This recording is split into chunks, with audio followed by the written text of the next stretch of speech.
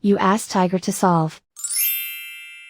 This deals with linear equations with one unknown.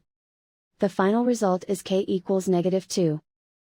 Let's solve it step by step. Simplify the expression. Group like terms. Simplify the arithmetic. Expand the parentheses. Simplify the arithmetic.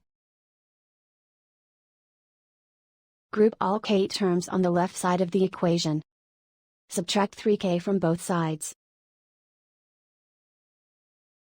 Group like terms. Simplify the arithmetic. Group like terms. Simplify the arithmetic. Group all constants on the right side of the equation. Subtract 4 from both sides. Simplify the arithmetic.